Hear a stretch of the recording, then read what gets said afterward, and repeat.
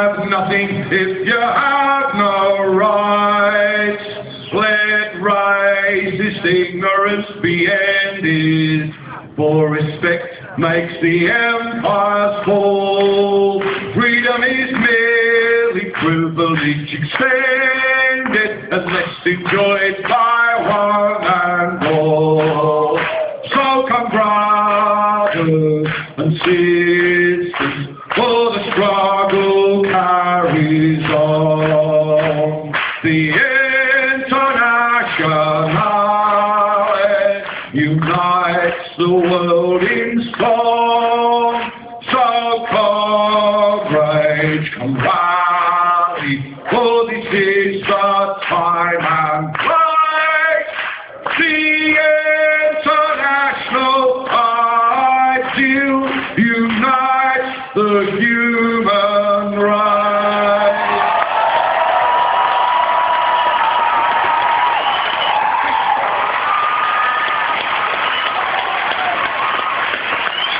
Thank you.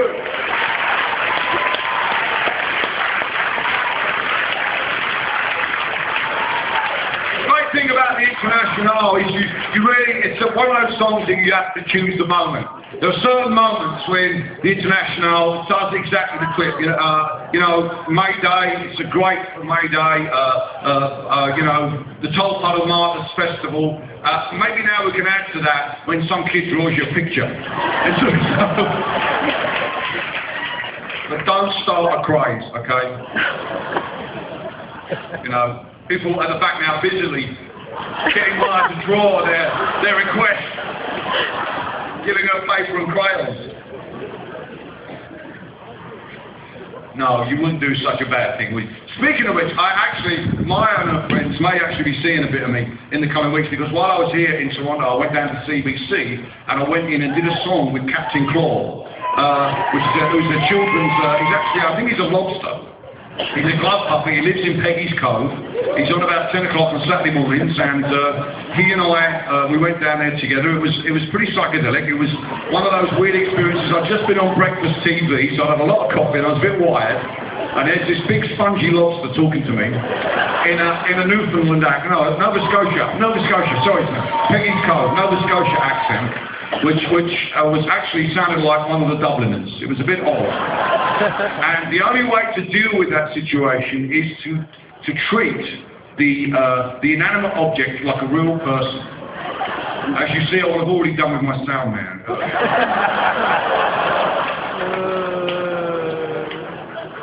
Is he there? He's gone off somewhere. He's probably gone shopping for record. Oh, there he is. And I played this song, I'm going to play for you now, but I have to be very honest, I had to edit the version I play live because of its risque nature. And I thought, really, people, you know, the kids may not know this, but their parents may know this. One of the difficulties of working with Woody Guthrie was that, thank you, he was, when his daughter Nora asked me to take part in writing music for the songs of Woody's that he'd written music for, but he'd never actually written down the tunes. She wanted me to help restore her father to a real human being, a three-dimensional figure. She felt rightly, I feel, that her father had been reduced to a bit of a two-dimensional character, the Dust Bowl icon. I mean, firstly, he was an iconoclast, if anything. And secondly, he only spent part of his life in the Dust Bowl. He spent his most productive years either in California or in New York City, or out up in Washington State. So it was when we began looking at the material in the archive, was that I realised that Woody Guthrie lived up to Patti Smith's famous maxim that all great artists have their hand down the front of their trousers. And it was when I first read that, age 14, that I realised that I had the potential to one day play at the Toronto Harbour Front. And I've been practicing assiduously ever since. In fact, my right hand strum, and it's paid off in songs like Sexuality and those other songs. And the trouble with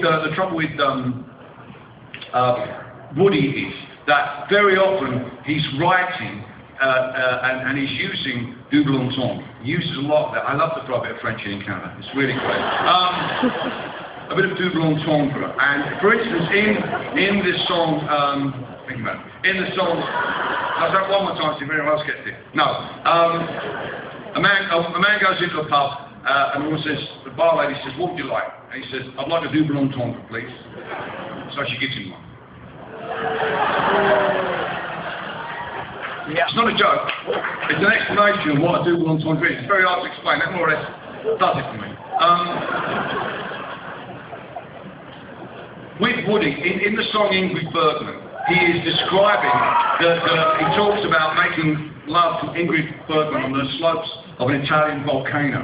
And I hate to disappoint you geology students here tonight, but the volcano is a metaphor. The explosion of the volcano is a metaphor for Woody's manly tumescence. That's not French. That's Latin. Well, I say manly tumescence because obviously, don't explain it to him, mate.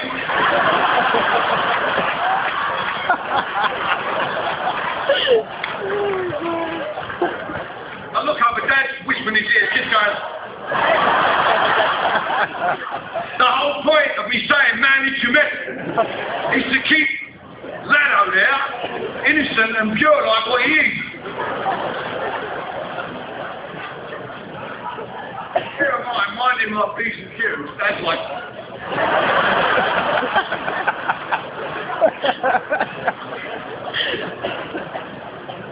That's good. Over the back there somewhere, Maya's going, what do you mean? What do you mean? What do you mean?